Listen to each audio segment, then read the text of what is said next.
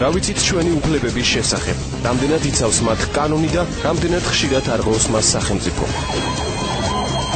დაიცავით თქვენი უფლებები პირველ რადიოზე. თქვენს პირად უფლებადამცველ ლაშა ჩხარდიშვილთან ერთად. თუ გინდა იყო მეტად დაცული, შემოგვიერთდით ток-შოუ უფლებადამცველის პირდაპირ ეთერში და Facebook-ის გვერდზე. FM 106.4. მოგესალმებით, დღეს პარასკევია, ეთერში თქვენი უფლებადამცველი ლაშა ჩხარდიშვილი. დღეს ვისაუბრებთ განათლების უფლებაზე, შეიძლება ასე ითქვას, თუ შორიდან მოვვლით, მაგრამ რეალურად ჩვენ გვაქვს განათლების, მათ შორის ხარისხიანი განათლების უფლება და მათ შორის ალბათ ისტორია ერთ-ერთი ის დარგი უნდა იყოს, რომელიც უნდა ისწავლებოდეს როგორც საქართველოს ისტორია, ასევე მსოფლიოს ისტორია, იმიტომ რომ ამის გარეშე ალბათ ადამიანებს სხვა თუ არაფერი აწყვოში გაწყვეტილების მიღება გაუჭირდებოდათ ხოლმე და ისედაც საინტერესოა, მნიშვნელოვანია ზოგადი განათლებისთვის და პრაქტიკული გამოცდილებისთვის, ასე შეიძლება ითქვას, თუმცა ამ ხრივ პრობლემები უკვე კარგი ხანია არსებობდა და დღესაც არსებობს. დღეს გვინდა ერთ-ერთ მიმართულებაზე ვისაუბროთ, რომელსაც ქვია გენეალოგია.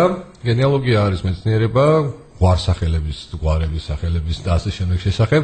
სათორდება გვარი და საიწყება სახელი, ამაზე უკვე სტუმარი მოახსენებს, იმიტომ რომ აქ ცოტა რთულად არის საქმე და ისე მარტივად არა ჩვენ როგორც მიჩვეული ვართ, მაგრამ უპირველეს ყოვლისა მე მინდა გაგაცნოთ ჩვენი სტუმარი, ქალბატონი იშვიათი, ასე ვთქვათ, ქალბატონი და იშვიათი სპეციალობის წარმომადგენელი ქეთი პაპუნაშვილი, რომელიც ნიკოლევს გვარებს. საქართველოში ასეთი ადამიანების რიცხვი ძალიან ცოტაა, სულ ალბათ რამოდენიმე, ერთი ხელისუფლების ალბათ ეყოფა სავარაუდოდ სპეციალისტების ნუსხას და მას აქვს არა მარტო ასე ვთქვათ კერძო თავის საქმიანობა, არამედ მას აქვს ძალიან საინტერესო იდეა იმის შესახებ, თუ რა დოზით, რა ფორმით შეიძლება ახალგაზრდები იყვნენ ჩართული არა მხოლოდ ცოდნის მიღების კუთხით, არამედ ამ ცოდნის მოპოვების, დამუშავების და შექმნის კუთხითაც, რაც ეხება საქართველოს ისტორიას ამ შემთხვევაში, მისი აქ ცხოვრები ერების ისტორიას და თუნდაც ეთნოგრაფიას უფრო ფართო გაგებით, ვიდრე ეს არის მხოლოდ გენეალოგია და გვარები. ქეთი, გამარჯობა კიდევ ერთხელ, მადლობა სტუმრობისათვის და მინდა თავიდანვე დავიწყოთ, ესე იგი, პირდაპირ იმ იდეით, რომელიც თქვენ გქონდათ, რომელიც მე მახსოვს, რომ თქვენ გააცანეთ დღევანდელ პრეზიდენტს, რომელიც მაშინ იყო განათლების მინისტრი, პირდაპირ ვთქვათ, ერთად გქონდა ეს შეხვედრა, მაშინდელი კულტურის საკმაოდ ავადსახსენებელ მინისტრს ვისაუბრეთ, ეს არის ბატონი აგვარია უკვე ცოტა არ იყოს და მავიწყდება ოდიშარიას, იმიტომ რომ ისეთი საქმეები დატრიალდა მის მინისტრობის პერიოდში, თუმცა ის ემიჯნებოდა, მაგრამ ვერ ემიჯნებოდა, მემუარებს წერდა და ანდერძის წერა მივლინებიდან თუ შეგვლებიდან, ასე იყო თუ ისე იყო, მის ხელში მოხდა საკრესის აფეთქება და არ ვიცი თქმა ამ ფონზე მართლა მგონია და არ ხუმრობდა, არ ვამეტრდა გვარის კი ამოვივარდა თავიდან ამ ადამიანის. რა იდეა გქონდა თქვენ და მოყავთ რა რაიმე შედეგი თქვენ ცდელობას ამ მაღალი რანგის თანამდებობის პირებთან შეხვედრების შედეგად და თუ კიდევ აპირებთ ძალისხმევას ამ კუთხით, ბევრი შეკითხვა დაგაყალით ერთად თავზე, მაგრამ ერთმანეთთან კავშირშია თავისთავად. მოგესალმები ლაშა, მივესალმები ჩვენს რადიო მსმენელებსაც. პრინციპში შეკითხვები არ არის ბევრი, იმიტომ რომ ანუ შეიძლება რიცხობრივად ბევრია, მაგრამ პასუხი არის ძალიან მარტივი და ერთგვაროვანი ამ შეკითხვებზე. პირველი რაზეც მინდა გავამახვილო ყურადღება, ახსენეთ თქვენ საქართველოს პრეზიდენტი, რომელიც მაშინ იყო განათლების მინისტრი, იმ დროს განათლების მინისტრის მოადგილე იყო ბატონი ალუდა გოგლიჩიძე და საკმაოდ ჩართულები იყვნენ ისინი ამ თემის პოპულარიზაციაში. რა იდეა იყო, მოდი იდეით დავიწყოთ და შემდეგ იდეა იყო ასეთი. ანუ ჩვენ სკოლებში საქართველოს ისტორია, მე ვფიქრობ და ეს მხოლოდ ჩემი აზრი არ არის, საკმაოდ ცნობილი და კარგი ისტორიკოსები ამბობენ, რომ ისტორიის შესწავლა არ მიდის ისე, როგორც ეს უნდა ხდებოდეს. ძალიან ელემენტარული, ვთქვათ, ქრონოლოგია არ არის დაცული და ისტორია ქრონოლოგიურად ისწავლება ზოგადად. რა ქრონოლოგია არის? აი ვთქვათ, ჩემი შვილების მაგალითზე გეტყვით, დღეს აქვს გაკვეთილად, ვთქვათ, ერეკლე მეფეზე რაღაც, ვთქვათ, და ერეკლე მეფის პერიოდი და ვთქვათ, ხო და აი ამის შემდეგ, ვთქვათ, ორ თვეში ისწავლობს უკვე, ვთქვათ, ბასიანის ბრძოლას. ამის მერე სწავლობს, ვთქვათ, ფარნავაზს, ანუ და რაც მთავარია, თანხვედრაში არის ეს როგორც ისტორიის წიგნი თანხმედრაში არის თქვა ქართული ლიტერატურის წიგნთან, იმიტომ რომ პარალელურად ისწავლება რა როგორი შეცდომებითაც ჩვენ გვაქვს ისტორიის წიგნი, ისეთივე გაცდომილებებით არის ქართული ენის, მშობლიური ენის წიგნი. საინტერესო და ორიგინალური მიდგომა გამოწვეული ხო არის? წარმოდგენა არ მაქვს რითი არის ეს მიდგომა გამოწვეული, თუმცა მე კიდევ ერთხელ მინდა აღვნიშნო ჩემი მადლიერება და პატივისცემა დავსტურო ბატონ ალუდა გოგლიჩიძეს, რომელთან ერთადაც ჩვენ მქონდა განხილვები, გარკვეული პროექტები, სადაც იყო ლაპარაკი, ასევე ისტორიკოსთა კავშირთან ერთად იყო ლაპარაკი, რომ მინიმუმ ქრონოლოგიურად დაგველაგებინა მოვლენები და კიდევ ერთი სამწუხაროდ ჩვენთვის საქართველოს ისტორია არის მეფეების ბიოგრაფიები და ისტორია და ბრძოლების ისტორია, თუმცა მე მინდა გითხრა, რომ უშუალო შეხება მაქვს ისეთ ძვირფას დოკუმენტურ მასალასთან, რომლის სააშკარაოზე გამოტანა ძალიან ბევრ სასიკეთოს მოიტანდა ბავშვებისთვის და არა მხოლოდ ბავშვებისთვის, იმიტომ რომ 30, 40, 50 წლის ადამიანებისთვისაც კი ეს ფაქტები არის სრულიად უცნობი. ასევე მე მინდა ძალიან მოკლედ შევეხო იმ პროექტს, რომელსაც ჩვენ გეგმავდით, რომ ეს გაგვეკეთებინა. ეს პროექტი მდგომარეობდა შემდეგში. პირველი, რამაც ჩემი ყურადღება მიიქცია, არსებობს ესეთი მსოფლიო რუკა, სადაც ეთნოგრაფიული გადმოცემების და არამატერიალური კულტურის ძეგლების მიხედვით საქართველო არის ერთ-ერთ ყველაზე ბოლო ადგილზე. ანუ აი ახლავე აგიხსნი რას გულისხმობ. ჩვენს შემთხვევაში არამატერიალური კულტურის ძეგლებად მიჩნეული არის თქვათ აი მაგალითისთვის ვიტყვი თექის დამუშავების მაგალითად ყველაზე მარტივი მაგალითი იუნესკომ აღიარა ქართული დამწერლობა თუ არ ვხსნები, ეხლა ხანს არამატერიალური კულტურის ძეგლად, ხო? მაგრამ გარდა ამისა, ნებისმიერ გადაუბრუნდების მე ჩემს სპეციალობას და ჩემს სფეროს, ნებისმიერი გვარის ისტორიაში ჩვენ გვხვდება ლეგენდები, გადმოცემები, თქმულებები, რომლებიც დროთა განმავლობაში იკარგება. ძალიან ხშირად ჩემი მუშაობის, პრაქტიკული მუშაობის განმავლობაში მე შემხედრია ადამიანები, რომლებიც ამბობენ, რომ აი პაპა ჩემი ან ბაბუა ჩემი რომ ცოცხალი იყოს, მან ბევრი რაღაც იცოდა. ჩვენ მქონდა ასეთი პროექტი, რომ ჩაგვერთო ახალგაზრდები, თქვათ, მიგვეჩვია ისინი კვლევის და ძიების უნარ-ჩვევებს და ჩემი ძალიან დიდი სურვილი არის, რომ მეცნიერების ეს დარგი განვითარდეს, იმიტომ რომ ეს არ არის მხოლოდ გენეალოგია, ეს არის საქართველოს ისტორიის შესწავლა აბსოლუტურად სხვა კუთხით და ნებისმიერი ადამიანი, რომელიც ამაში ჩაერთვება, შეიძლება თამამად თქვას, რომ საქართველოს ისტორიის ნებისმიერ ეპოქის პულსზე უდევს ხელი. რატომ არ მოხდა განხილვა, შემდგომ შეიცვალა უკვე განათლების მინისტრი. კონკრეტულად რას გულისხმობდა, რომ გვაქვს დაკავშირებული ისტორიები, რომელიც სხვა თუ არაფერი თავად ისტორიას ფართო გაგებით წაადგებოდნენ, რომ შეავსებდა მასალი და წყარო იქნებოდა, უნდა მოპოვებული იყო ვის მიერ და როგორ და რანაირად. პროექტში ასე იყო განსაზღვრული, რომ უფროს კლასელები ჩაერთვებოდნენ მუშაობაში. ჩვენ მათ ვასწავლიდით აი ამ ძიების და კვლევის უნარ-ჩვევებს, შემდგომში ისინი აი ამ თავიანთ მოძიებულ მასალებს განათავსებდნენ საიტზე და ძალიან აი თქვათ ავიღოთ ხერხეული ძეების გვარის ისტორია, ხო? ხერხეული ძეების გვარის ისტორია არ არის მხოლოდ ხერხეული ძეების გვარის ისტორია. ის არის საქართველოს ისტორიის ერთ-ერთი ძალიან მნიშვნელოვანი ნაწილი. ასევე ავიღოთ, თქვათ, ახლა ყველასთვის არ არის ცნობილი, მაგრამ არსებობს ესეთი ყვარლის ბრძოლა, სადაც ეს ადამიანები არავინ არ იცის, ესენი იყვნენ მირზიაშვილი და მინდიაშვილი, რომლებმაც ფაქტიურად გაარღვიეს ალყა და კახეთი იხსნეს დაპყრობისაგან. ან ჩვენ რომ დღეს გვაქვს კახეთი, ეს ძალიან დიდ წილად არის დამოკიდებული იმაზე, რომ ყვარლისციხე არ დაეცა და რომ ყვარლისციხე არ დაეცა, ეს არის დამსახურება იმ რამდენიმე გლეხის.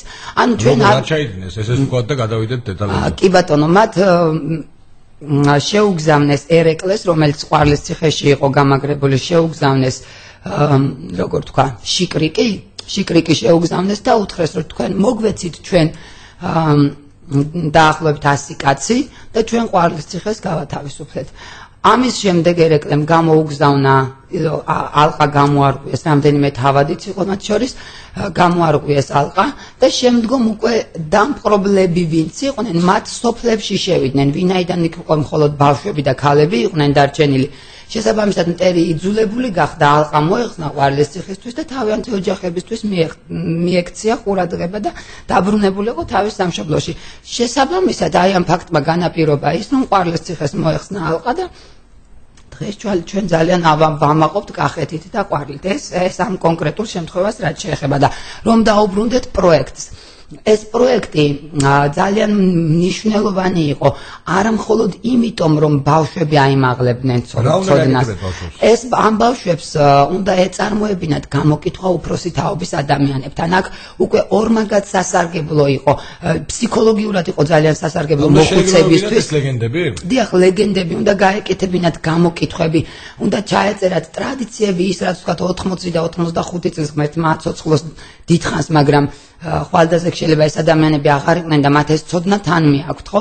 აი ეს ყველაფერი მათ რაც იცოდნენ, ეს უნდა ამოეწერათ და საზოგადოებისთვის ყოფილიყო შემდგომში ცნობილი. წერანაც თქვი და ეხაც აღნიშნავს, ეს ორმაგად სასარგებლო საქმე იყო. ანუ მოხუცი ადამიანი იგრძნობდა, რომ მისი ცოდნა და გამოცდილება ძალიან მნიშვნელოვანია თანამედროვე თაობისთვის და თანამედროვე თაობა იფიქრებდა, რომ მათ აქვთ რაღაც ინფორმაცია, რომელიც ძალიან მნიშვნელოვანი არის მათთვის და მათი შემდგომში მომავალი შვილებისთვის. ეს ძალიან მოკლედ რაც შეეხება პროექტს, რომელიც განათლების სამინისტროში რატომღაც გაჩერდა და მე ვფიქრობ შეიძლება რაც ბატონი ალდაგოგლიჩიძე წამოვიდა ამ სამინისტროდან, მე მგონი აღარც არავის მიუქცევია ყურადღება. ასევე ჩვენ გქონდა ეს პროექტი მიტანილი. მარგველაშვილისგანაც გქონდა მხარდაჭერა, ხო? მარგველაშვილისგან ჩვენ გქონდა მხარდაჭერა, მინდა აღვნიშნო, რომ საკმაოდ იდეის მხარდაჭერა იყო. რამე გააკეთეს პრაქტიკულად, არ ერთმან მეორე. იცით რა, ჩვენ დავიწყეთ მუშაობა და პროექტი უკვე მზად იყო, მაგრამ პროექტის შეტანიდან დაახლოებით ერთ კვირაში ბატონი ალუ და ქალბატონმა სანიკიძემ მე რამდენადაც მაქვს ინფორმაცია გაათავისუფლა დაკავებული თანამდებობიდან და შემდგომში ბარგველაშვილი თავისთავად პრეზიდენტი გყავს და უარ გიცდიათ ამ თემაზე შეხვედრა თუნდაც მასთან. იცით რა, ალბათ უნდა მეცა და აღარ მიცდია, ვინაიდან ჩავთვალე რომ ეს მე არ ვფიქრობ რომ ეს არის უშუალოდ პრეზიდენტის სასიათვისია, მაინც დაინტერესებული ალბათ უნდა იყოს ამგვარი უშუალო მოვალეობა, მე ვფიქრობ რომ არ არის, ეს არის ალბათ უფრო კულტურის სამინისტროს, კულტურისა და ძეგლთა დაცვის სამინისტროს, თქვათ კულტურული მემკვიდრეობის სააგენტოს, ასევე სპორტისა და ახალგაზრდობის სამინისტროს და რა თქმა უნდა განათლების სამინისტროს. კარგი, კულტურის სამინისტრომ რა გააკეთა ამ ყოველივესთან მიმართებაში? კულტურის სამინისტრომ ყურადღებით მოგვისმინა, ძალიან დიდი ყურადღებით მოგვისმინა. ამის შემდეგ მათგან არაფერი არ ისმის, თუმცა ალბათ რაღაც გარკვეულწილად ჩემი ბრალიც არის, ვინაიდან ახლა უკვე ახალი მინისტრი გვყავს და ალბათ საჭიროა რომ ახალ მინისტრსაც მივაწოდოთ ეს ინფორმაცია. მე არ ვიცი ახლა როგორ არის იქ ძველი მიტანილი პროექტები, თქვათ ერთი წლის წინ შეტანილი პროექტი იმალება სადმე თუ მერე ვინმე უნდა შეხედოს. წარადგინეთ ოფიციალურად, იქაც? ბატონო? წარადგინეთ ოფიციალურად? დიახ, შეტანილი გვაქვს, იქაც გვაქვს შეტანილი პროექტი. ერთადერთი არ მიგვიტანია სპორტისა და ახალგაზრდობის სამინისტროში, რადგან ვფიქრობდით, რომ ეს უფრო მეორე, ანუ ჯერ უნდა ყოფილიყო კულტურა და განათლება და შემდეგ უნდა ყოფილიყო თქვა სპორტისა და ახალგაზრდობის სამინისტრო. თუმცა არსებობს რაღაც სხვა გზებიც არსებობს ალბათ. იგივე თქვა მერიამ შესაძლოა ეს დააფინანსოს, ძალიან კარგი პროექტი გვაქვს ან გვიშვა მდგომლოს რომელიმე საერთაშორისო ფონდთან და გაკეთდეს. ქართული კულტურა, თუმცა რა ვიცი, ქართული კულტურა. რაშა იცი საქმე ლაშა. ალბათ საკმაოდ მულტიკულტურული პირველ რიგში ინტერესიდან თუნდაც თბილისს და არა. იცით რა, მე ყოველთვის ვამბობდი რომ ჩვენ მაქსიმალურად პატივი უნდა ვცეთ როგორც საკუთარ, ისე ჩვენი სხვა ეროვნების ან განსხვავებული რელიგიის მქონე ადამიანების კულტურას და ტრადიციებს და ეს პროექტი სწორედ რომ იძლევა ამის საშუალებას. რა გულისხმობთ აი ამ შემთხვევაში? ამ შემთხვევაში ვგულისხმობ იმას, რომ მნიშვნელოვანი არის რომ განსხვავებული რელიგიის, განსხვავებული ეთნიკური წარმომავლობის ადამიანმა იგრძნოს, რომ აი ავიღოთ იგივე ძალიან კარგი ტრადიცია დამკვიდრდა თქვა გვარების დალოცვა, თუმცა მე მინდა ვთქვა, რომ ჩემი ორგანიზაცია, სადაც მე ვმუშაობ, დაახლოებით 25 წელი არის, რაც შეიძლება მეტიც, რაც ამ საქმეს აკეთებს, ხოლო ეს საგვარეულო კავშირების და საგვარეულოების დალოცვა შედარებით უფრო ახალია, შესაბამისად გამოცდილება საკმაოდ დიდი მაქვს მე ამ სფეროში და ყოველთვის ვამბობდი, ჩემთვის არ არის პრიორიტეტი და ჩემთვის არ არის მნიშვნელოვანი, რომ ვიმუშაო მხოლოდ ქართულ გვარებზე. ჩემთვის მნიშვნელოვანი და სასიამოვნოა, როცა მე ვმუშაობ, თქვათ, სომხურ გვარზე, თქვათ, ვმუშაობ უკრაინულ გვარზე, რუსულ გვარზე, მიმუშავე ასევე გერმანულ გვარზე, ოსურ გვარზე, აფხაზურ გვარზე, რადგანაც მათი ეს კიდევ ერთხელ გავიმეორებ, ეს არ არის ჩაკეტილი, თქვათ, ჩაკეტილ წრეში არ ხდება მოქმედება. იგივე იმ აფხაზს, რუს, სომეხს, თქვათ, ეზიდს, ებრაელს გარკვეული ურთიერთობები ქონდა. ნებისმიერ ამ დოკუმენტში, ნებისმიერი გვარის ისტორიის კვლევის დროს აშკარად ჩანს დამოკიდებულებები. იგივე შემიძლია ვთქვა, ახლა ევროპისგან ნასწავლ ტოლერანტობაზე. არაერთი დოკუმენტი მინახავს მე, სადაც მაშინ როცა ევროპაში ჯერ კიდევ ვერ წყვეტდნენ ქალი ადამიანი იყო თუ არ იყო ადამიანი და ქონდა თუ არა არჩევნებში მონაწილეობის მიღების უფლება, ჩვენთან ქალის უფლებები საკმაოდ იყო დაცული და მაგალითად საერთოდ საარჩევნო უფლების ხრივაც ერთ-ერთი პირველი იყო სოფლიოში 18 წელს მივიღეთ, მაგრამ უფრო ადრეულ პერიოდს გულისხმობთ ალბათ, ხო? არა, უფრო ადრეულ პერიოდს გულისხმობ, მაშინ ჩვენთანაც არ ქონდა ქალს თქვათ არჩევნებში, მაშინ არჩევნები არ სტარდებოდა, მე მგონი არ ქონდა არჩევნებში მონაწილეობის მიღების უფლება, თუმცა მისი უფლება იყო დაცული. თუ კი თქვათ მე არ მაქვს თან ეს დოკუმენტური მასალა, მაგრამ თუ კი თქვათ ჩვენი მსმენელი დაინტერესდება და შენ თუ გექნება სურვილი შემდგომში კიდევ მომიწვიო, მე ამ დოკუმენტებით მოვალ და კარგი იქნება თუ ბატონო, სხვა შეიძლება აი გუშინ წინ აღინიშნა ქალების მიმართ ძალადობის პრევენციის დღე და კარგით გენდერზეც რო ორი სიტყვა თქვა გვარების კონტექსტში საინტერესო იქნებოდა. აი მაგალითად ხომ არა გაქვთ ინფორმაცია შემთხვევით და მე ხა დავფიქრდი და გამახსენდა ნინოშვილი გვარი, ხო? ანუ რამდენად ხშირად ხდება გვარებში ქალის სახელთან დაკავშირებული ასე თქვა ძირი, ანუ ეტიმოლოგია წარმომავლობა რამდენად ხშირად ხდება და რამდენად არის თანასწორი და თანაბარი იგივე კაცის სახელიდან წარმოქმნილ გვარებთან მიმართებით. კი, რა თქმა უნდა, ხდება ძალიან ბევრი სახელი ხდება, ბევრი გვარი ხდება, სადაც ამ გვარსახელის ფუძეში არის მოხსენიებული ქალი, თქვათ, ახუაშვილი არის, ახუა იყო ქალის სახელი. ახლა ყველას ვერ გავიხსენებ. ნინოშვილი გამახსენდა უცბად? ნინოშვილიც ხომ არის წმინდა ნინოს უკავშირდება და ამიტომ ესე განსაკუთრებით გამოიყო თუ არა? არა, მოდით აი ეს ამაზე ორ სიტყვას ვიტყვი თუ შეიძლება, იმიტომ რომ ეს არის ჩემთვის ძალიან მტკივნეული საკითხი. ეს არ შეიძლება ამის ესე მარტივად ახსნა არ შეიძლება. მე მქონდა ურთიერთობა, თქვათ, აი თქვათ ნინოშვილებზე ავიღოთ, ხო?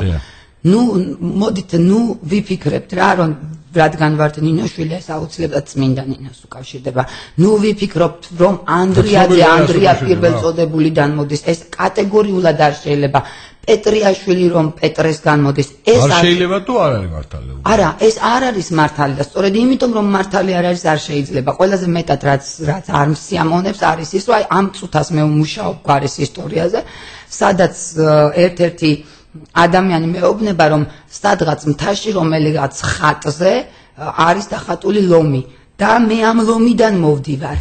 ეს არ ჯდება არც დარვინის თეორიაში და აი ვერ მოუძებნი ახსნა. მოვდივართ, ანუ გვარი ამიტომ გვეწოდა თუ მანდ არის ლომის თავმოყრილი. აი ეს კაცი ამტკიცებს, რომ ჩვენ ამ ლომიდან მოვდივართ. რა იგულისხმება ლომიდან წამოსვლაში, მე დღემდე ვერ გავიგე, მაგრამ ეს არ არის სამწუხაროდ პირველი და უკანასკნელი შემთხვევა, ასეთები ბევრი ყოფილა. ეხლა ეს მე მგონი უფრო სასაცილო თემა არის და სერიოზული ადამიანები მიხვდებიან იმედი, ახლა მეხუთე კლასში. კითხვას დავუბრუნდეთ, რაიმე სტატისტიკა ხო არ გიწარმოებიათ, ან თქვენ ხო არ არის ცნობილი, იგივე ქალის სახელიდან და კაცის სახელიდან წარმოსულ გვარებთან? კაცის სახელიდან ბევრად უფრო მეტი გვარი არის წარმოქმნილი ვიდრე ქალის სახელიდან, ასევე მხოლოდ ქალის და კაცის სახელებზე არ არის ლაპარაკი, ხელობის აღნიშნული სიტყვიდან, სადაურობის და აი გენდერთან დაკავშირებით მე შემიძლია გითხრათ, რომ შემხედრია ესეთი დოკუმენტი, სადაც ანუ ქალების უფლებებზე ვინაიდან გადაცემაც ისეთი არის, თქვა, უფლება დამცველის, აქ მე მინდა აღვნიშნო, ეს ძალიან ბევრი საუკუნეების წინ იყო, მაგრამ მაინც იყო ესეთი ფაქტი, როდესაც ქვრივი ქალბატონი მოჯამაგირედ დაუდგა თავის შვილთან ერთად რომელიღაც შეძლებულ ადამიანს და გარკვეული დროის განმავლობაში ქალს შეეძინა შვილი ამ კაცისგან. კაცმა უფროსი შვილიც, საკუთარი შვილიც და ქალიც, რომლისგანაც შვილი შეეძინა, სახლიდან გააგდო. ამ ქალმა არ ვიცი როგორ, მაგრამ ხმა მიაღწვდინა ერეკლე მეფეს და ერეკლემ საკუთარ თვალთ რაც მაქვს საკითხული მხოლოდ იმას ვამბობ, ერეკლე მეფემ დაადო ამას არზა და გადააგზავნა შესაბამის სტრუქტურაში და შემდგომში უკვე ამ კაცს ალიმენტის სახით მიუხედავად იმისა, რომ მოსამართლებმა თქვეს, რომ ეს კავშირი იყო ნებით, რომ აქ არ ყოფილა ძალადობა, მიუხედავად ამისა ამ მამაკაც დაეკისრა ერთჯერადი გადასახადი 2 ძროხა და შემდგომში უკვე ბავშვის სრულწლოვანებამდე თანამედროვე ალიმენტის სახით ალბათ მზრუნველობა და მას აეკრძალა ყოველგვარი ძალადობა ამ ქალის მიმართ, ანუ ის ვალდებული იყო, რომ ეზრუნა ამ ქალბატონზე და მის შვილზეც და საკუთარ შვილზეც შესაბამისად. ქალების უფლებები საკმაოდ იყო დაცული საქართველოში, თუმცა ჩვენ ხვდებით ძალიან ამაზრზენ ფაქტებსაც. შესაძლოა ეს არის გამოწვეული სერიოზული და დიდი გაჭირვებებით, არა მხოლოდ მატერიალური, იგივე ვთქვათ, ძალიან ბევრი ინფექციებით და დაავადებებით. მე მინახავს დოკუმენტები, სადაც ვთქვათ, მამა და ძმები ყიდიან ქალს. გოგოს ყიდიან. ეს რომელიც საუკუნეა და ეს არის დაახლოებით მე-17 საუკუნე, მაშინ მე მგონი კაცებსაც ყიდნენ და ბავშვებს ხეს მიუხედავად ყიდნენ ხოლმე.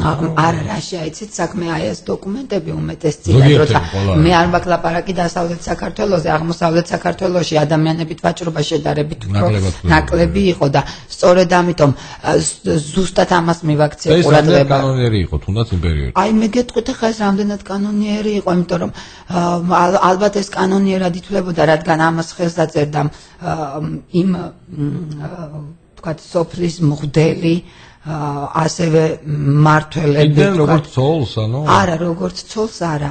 ეს ქალი იყიდებოდა და მიდიოდა ამ თქვათ მე ბატონის ან შეძლებული გლეხის ან აზნაურის ოჯახში. არა, იცით რა, როგორც ყმაც არა, ყმა ხომი იყო, ისედაც ხომ იყო ყმა. ანუ როგორ გითხრათ, აი ზედმეტი ტვირთი იყო ამ ოჯახისთვის, თქვათ ამ სამი ძმისთვის და მამისთვის ეს ქალი გოგონა იყო ზედმეტი ტვირთი და შესაბამისად ეს ტვირთი იყიდებოდა უკვე რა დანიშნულებით ასე ვთქვათ. ანუ ვინც ყიდულობდა დე ყიდველისთვის ეს გოგო უკვე იყო კერძო საკუთრება და რასაც უნდა იმას უზამდა. ანუ იყო საბოლოო ჯამში თუ ვინ იყო?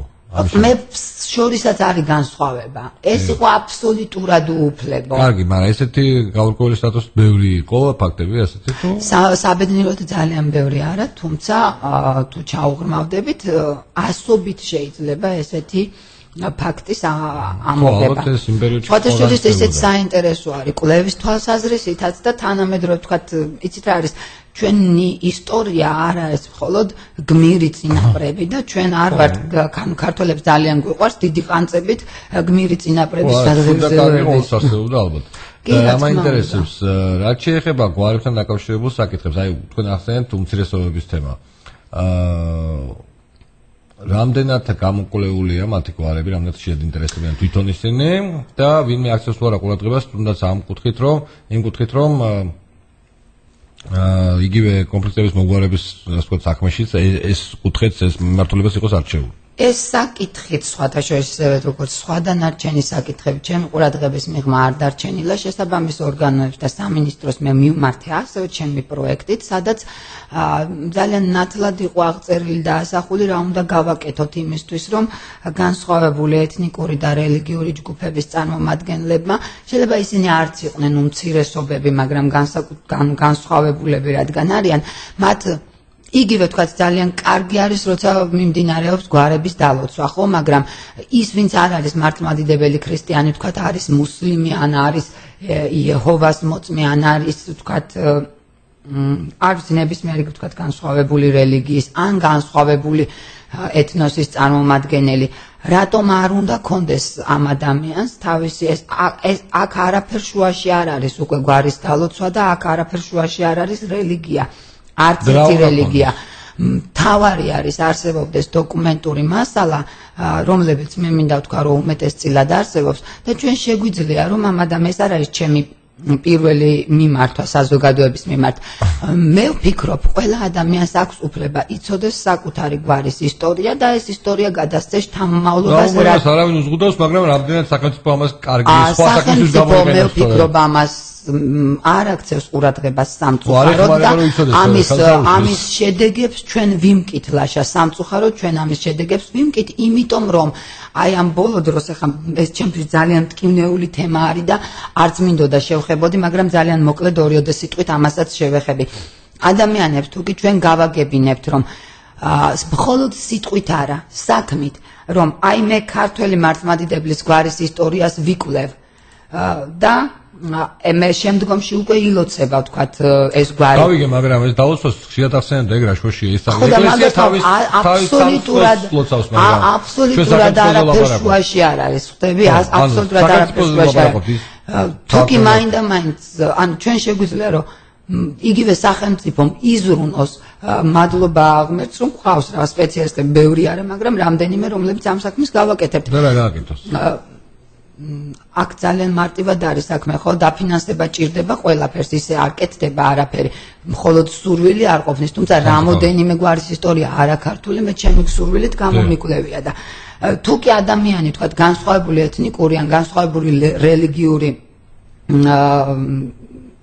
თქვათ, წამსის მქონე ადამიანი მიხვდება, რომ ის ზუსტად ისეთივე უფლებით სარგებლობს, როგორც მე მართლმადიდებელი ქართველი, მას გაუჩნდება დადებითი ემოციები ჩვენს მიმართ და ის მიხვდება, რომ ჩვენ რეალურად ვზრუნავთ მის კულტურაზე, მათ კულტურაზე უფრო სწორად და მე მგონია, რომ ეს საკმაოდ ისეთი კარგი ტონი იქნება არა მხოლოდ ამ ხალხის მიმართ განსხვავებული რელიგიური და ეთნიკური უმცირესობების მიმართ, არამედ ეს ვთქვათ ევროპისთვისაც ეს ძალიან კარგი საჩვენებელი მაგალითი იქნება.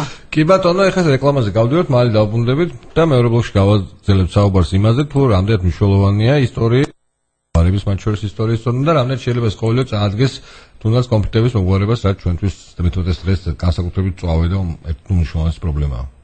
უსმენ? ესე იგი რეკლამა მუშაობს. პირველი რადიოს სარეკლამო სამსახური 221-106-4. გადაცემა ვირჩევ ხარისხს წარმოგიდგენთ მილკო ფუდი. ევროპული ხარისხის წარმატებული ქართული ბრენდი. უგემრიელესი, სასარგებლო და მთლიანად ნატურალური პროდუქტი. ყველასთვის საყვარელი კომპანია მილკო ფუდისგან. მილკო როგორც დიდებისთვის, ასევე თქვენი პატარებისთვის საუკეთესო არჩევანია.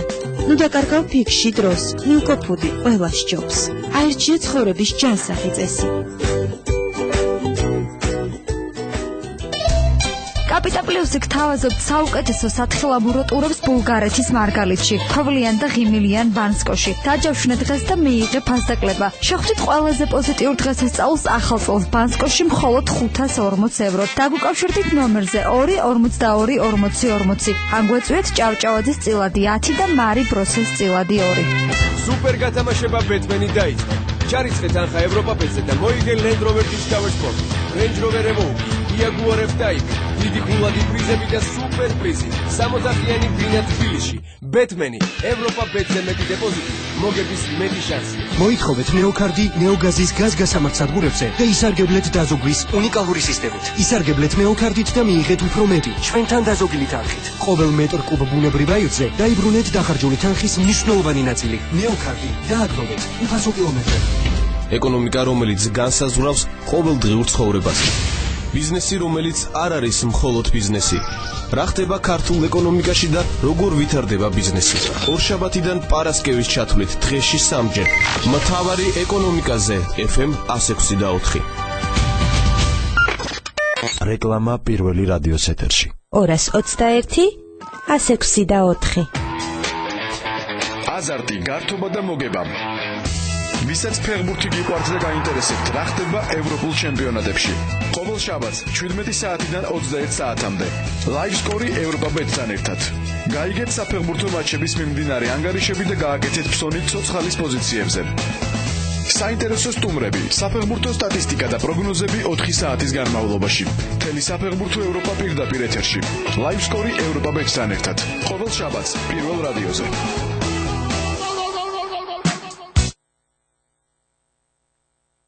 ჩვენ თეთერში ვსაუბრობთ გადაცემაში უფლებდამცველი ამჯერად განათლების უფლების კუთხით, თუმცა გვარებზე საუბარმა, რომლის ისტორიაზე გვყავს დღეს მოწვეული გვარების სპეციალისტი გენეალოგი ქეთი პაპუნაშვილი, მივიყვანა გენდერამდე, მივიყვანა კომიტეტის მოგვარებამდე და მეორე ბლოკში შევეცდებით მოკლედ ვისაუბროთ იმაზე, თუ დღესდღეობით რაიმე ჩანასახოვან დონეზე მაინც თუ და განათლების უფლება გვახსენეთ, ჩანასახოვან დონეზე მაინც თუ არის რაიმე მოცემული გვარების ქართული გვარების წარმომავლობის შესახებ. თუნდაც ისტორიის სახელმძღვანელოში, თუნდაც უმაღლეს განათლების დონეზე მაინც თუ არის ეს სადმე რაღაც ფორმით ნახსენები, ან სად გამოდიან გენეალოგები. ჩვენ უხუმრობთ ხოლმე იმაზე, სად გამოდიან მინისტრები და საიდან გამოდიან მინისტრები და რას ამთავრებენ მინისტრები და რას ამთავრებენ ექსპერტებიო და აი გენეალოგები რას ამთავრებენ ხოლმე და საიდან მოდიან ბუნებაში, ეგეც საინტერესო იქნებოდა ამასთან.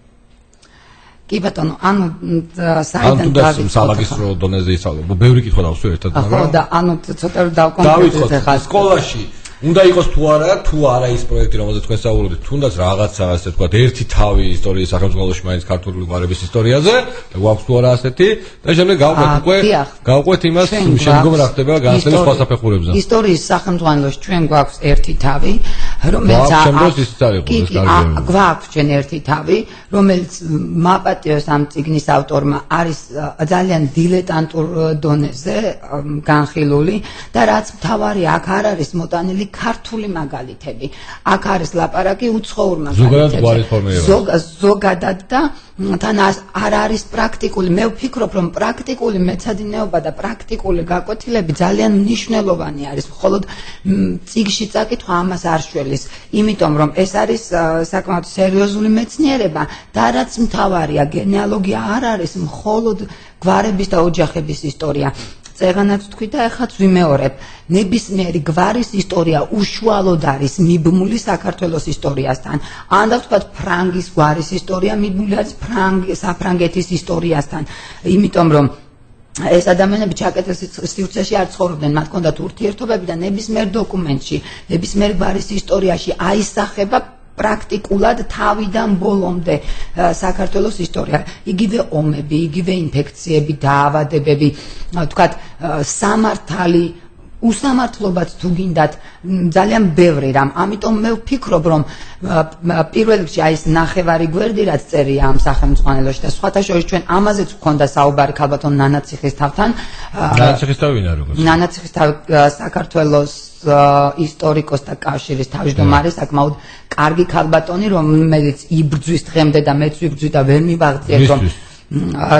ვერ მივაღწიეთ, რომ საქართველოს ისტორიის სახელმძღვანელო რაღაცნაირად შეეფერებოდეს საქართველოს ისტორიას. აი ამას ვერ მივაღწიეთ, რაც შეეხება. ერთ სახელმძღვანელო, ეხლა თუ რამოდენია? რამდენიმე სახელმძღვანელო არის, მაგრამ მე რომლებსაც გავეცანი, ჩემი მოკრძალებული აზრით, არც ერთი არ არის ის, რაც თუნდაც მიახლოებით უნდა იყოს. ეს რაც შეეხება კარგით, ეხლა რაც შეეხება უმაღლეს განათლებას, იქ რა ხდება? უმაღლეს სასწავლებლებში მე არ ვიცი, ამჟამად არ მაქვს ინფორმაცია, მაგრამ მაშინ როდესაც მე ვსწავლობდი გენეალოგია არ ისწავლებოდა, ეს არის როგორ იცით, მე როგორ დამემართა გენეალოგია ამას გეტყვით, ეს დროთა განმავლობაში, ანუ ზოგადად რაღაც ისტორიაში და გქონდეს კი დიპლომით ფილოლოგი ვარ, განათლებით ისტორიკოსი და სპეციალობით გენეალოგია, ესე გამოვიდა რატომღაც.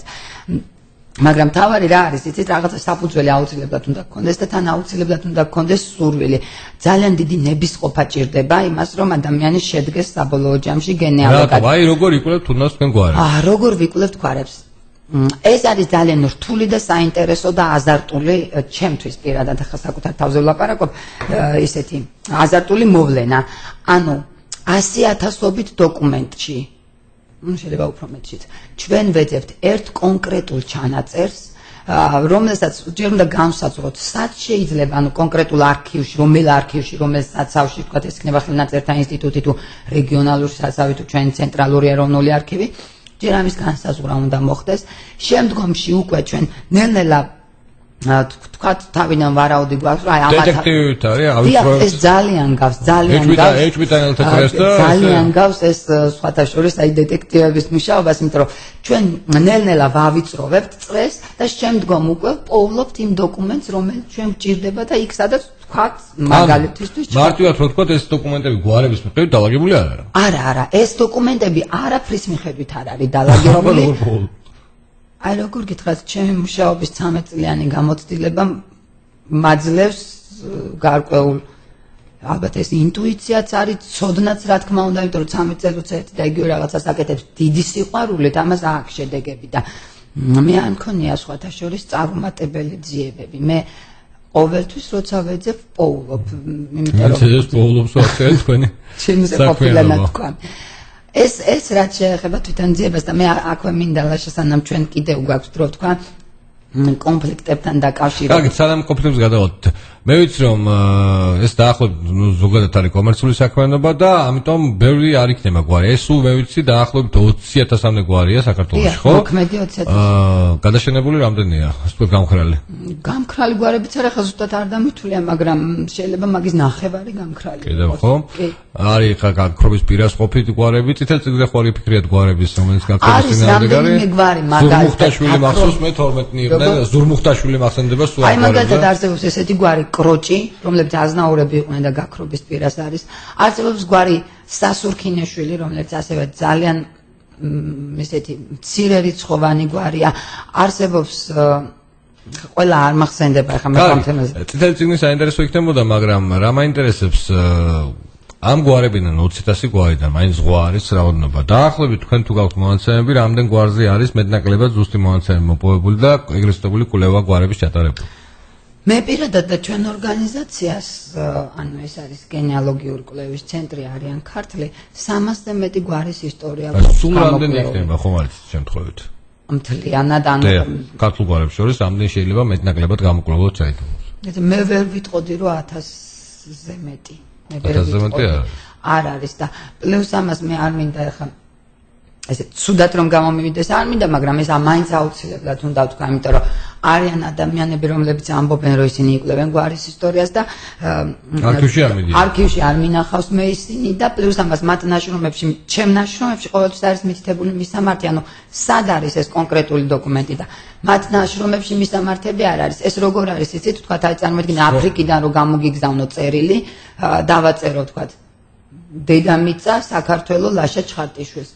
ანუ ხო ძალიან რთულია რომ ამ წერილ მაშინამდე მოაღწიოს. აი დაახლოებით ესეთი მისამართი. ანუ შეიძლება არასანდო იყოს ეს კვლევები. ხშირ შემთხვევებში მე კიდევ ერთხელ ვამბობ რომ არ მინდა ამაზე საუბარი, ხაზგასმით არ მინდა ამაზე საუბარი, თუმცა ალბათ ადამიანები რომლებიც კარგი. როგორ გამოიცნოს ადამიანმა ვინ არის ნამდვილი კვლევარი? თქვენ ხართ თუ სხვა არის? არა, მარტო მე არ ვარ, საბედნიეროდ მარტო მე არ ვარ ნამდვილი. როგორ მიხდეს რომ ნამდვილი კვლევარი? ეს არის ძალიან მარტივი. ანუ ნაშრომში თუ არის მითითებული დოკუმენტის მისამართი, მაგალითად თუ იქ წერია რომ როგორ არის ლიტერატურა მითითებული ამას გულით. დიახ, ანუ აი ჩემს ნაშრომებში ხა შენ გინახავს ჩემი ნაშრომები და იცი, თუ კი წერია რომ მაგალითად საქართველოს ეროვნული არქივი, ფონდი 254 ანაწერი ნომერი 3 დოკუმენტი 117. როცა მიყვალთ არქივში თქვენ გამოიწერთ, ამაში რა თქმა უნდა გარკვეული თანხა არის გადასახდელი, იმიტომ რომ ნებისმიერ დოკუმენტის ნახვას დაემთხვა, ესე იგი ნამდვილია. თუ კი ეს დაემთხვა, ესე იგი მე მართლა ვმუშაობ და თუ კი ეს არ დაემთხვა, ესე იგი მე აფერისტი ვარ. აი ძალიან ცუდად ვამბობ, მაგრამ ეს ანუ წყაროების გარეშე კვლევა არ არსებობს და მათ შორის წყაროების გარეშე გამორიცხულია, სრულიად გამორიცხულია ისტორია წყაროების გარეშე არის ეს ისტორია არ არის, ეს არის ზღაპარი. კარგი, ძალიან დიდი მადლობა, პრაქტიკულად დრო ამოგვიწუროთ, თუ ამის დამატება გინდათ და მე ძალიან მოკლედ ვიტყვი რა ამ კონფლიქტებთან დაკავშირებით, ჩვენ გვაქვს ძალიან კარგი საშუალება, ვთქვათ, როგორც საქართველოს გარესამყაროსთვის, ვთქვათ, ევროპა, დასავლეთი და ასევე ჩვენი თანამემამულეებისთვის, რომლებიც არიან ემიგრაციაში და ასევე ვთქვათ, იგივე საინგილოში მცხოვრები ან ფერეიდნელი ქართველებისთვის. მე მაქვს ძალიან კარგი წინადადებები მათთვის, ჩვენ შეგვიძლია მათთვის მუშაობა და ძალიან კარგი იქნება თუ კი გამოგვეხმაურებიან, თუ კი რაღაცნაირად ერთობლივად მივმართავთ მათ ვისაც უფრო ადვილი მოსაგვარებელია ეს საკითხები და დამერწმუნეთ, იგივე ვთქვათ, პანკისის ხეობაში ჩვენ გვაქვს